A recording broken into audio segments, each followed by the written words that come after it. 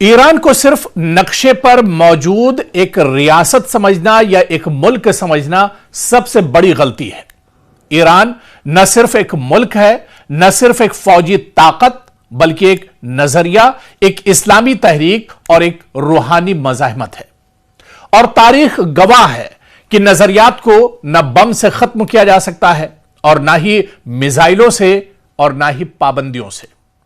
Iran की बुनियाद सिर्फ जमीन, सरहद या इक्तदार पर नहीं रखी गई, बल्कि इस्लामी इंकलाब 1979 के बाद ईरान एक फिक्री और रूहानी रास्ते पर चल पड़ा।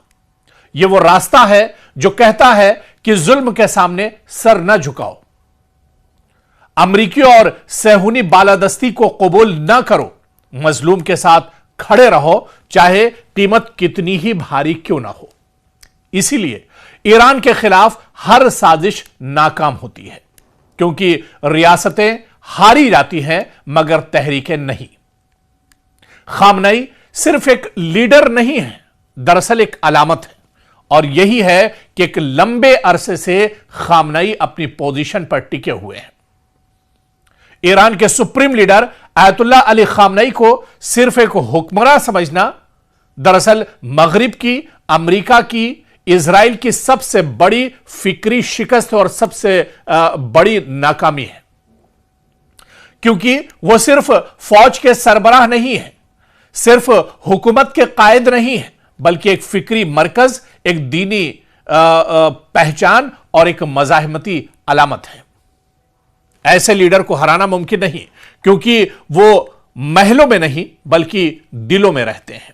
और दरअसल कहीं ना कहीं मगरिब की या अमेरिका की, या ये कहा जाए कि जो सुपर पावर अपने आप को कहते हैं, उनकी नाकामी की असल वजह यही है, क्योंकि अमेरिका और इजराइल ने ईरान के खिलाफ सब कुछ आजमा लिया है। पिछले कई दहाइयों में आप देख लीजिए, कई बरसों में आप देख लीजिए कि इन ममालिक ने ईरान के खिलाफ तमाम प्रोपेगेंडे कर लिए, सब कुछ आजमा लिया। यानी ईरान पर आप देखिए कि माशी पाबंदी लगा दी गई, मीडिया प्रोपेगेंडा ईरान के खिलाफ किया गया, खुफिया जंग एक तरह से छेड़ दी गई, दहशतगर्द ग्रोहों की पुष्टपनाही की गई, साइबर हमले ईरान के ऊपर किए गए, साइंसदानों का कत्ल किया गया, ईरान के जंगी जो जनरल कर्नल कमांडर हैं उनका कत्ल किया गया।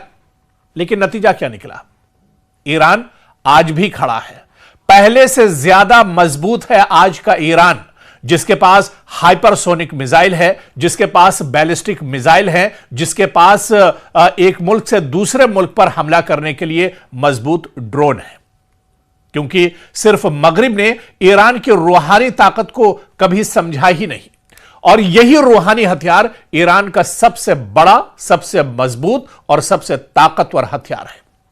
ईरान के पास सबसे खतरनाक चीज कोई मिसाइल नहीं, बल्कि वो चीज है जिसे मगरिब नाप नहीं सकता है, तौल नहीं सकता है, और वो है ईमान, शहादत का फलसफा, करबला की सोच। हम और ईरान में जब जब इस तरह के हालात आते हैं, आप देखिए कि एक नारा उठता है कि हम जिल्लत कबूल नहीं करेंगे, और यही अज़्म दरअसल ईरान की जीत का फॉर्मूला है। और यही वजह है कि कासिम सुलेमानी शहीद हुए मगर मज़ाहमत जिंदा रही, पाबंदियां लगी मगर खुद किफालत बढ़ी, दबाव आया मगर झुकाव कभी नहीं आया। और आप देखिए कि आज भी ईरान अकेला नहीं है, आज भी ईरान के साथ कई बड़ी ताकतें हैं, चाहे फिलिस्तीन की बात करें, लबनान की बात करें, यमन हो, इराक हो, शाम हो, ये तमाम ताकतें एक तरह से ईरान के साथ खड़ी। बल्कि यह कहा जाए कि अब तो सियासी मंजरनामा बहुत हद तक बदल चुका है, दुनिया की कई सुपर पावर भी आज ईरान के साथ एक तरह से उसे और मजबूत करने के लिए खड़ी है। और यह सब सिर्फ जोग्राफिया नहीं है, ये एक ही फिक्र, एक ही मज़ाहमत और एक ही एक तरह से समझ है, और इसी को दुनिया एक्सेस ऑफ रेजिस्टेंस कहती है। और यही अमेरिका और इजराइल के लिए सबसे बड़ा दरअसल डर है।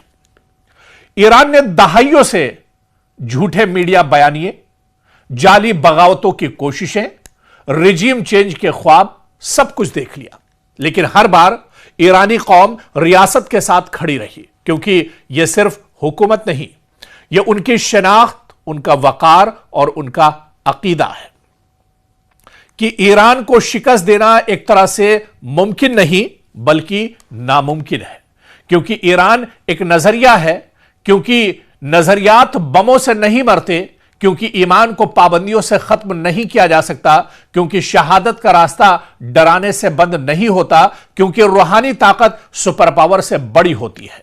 और इसीलिए अमेरिका और इजराइल की नापाक कोशिशें हमेशा नाकाम होती रही हैं और नाकाम होती रहेंगी, क्योंकि करबला से तेहरान तक मज़ाहिमत की सोच आज भी जिंदा है। हुसैन के मानने और चाहने वालों को कुर्रे अर्ज़ से खत्म नहीं किया जा सकता है। दरअसल ईरान का मुस्तकबिल ही आलमी निज़ाम से जुड़ा हुआ है। ईरान कल भी जिंदा था, ईरान आज भी जिंदा है और ईरान का मुस्तकबिल एक तरह से रोशन है, यानी ईरान आने वाले दिनों में भी एक तरह से पूरे आबोताब के साथ, पूरी शान और शौकत के साथ बाकी रहेगा।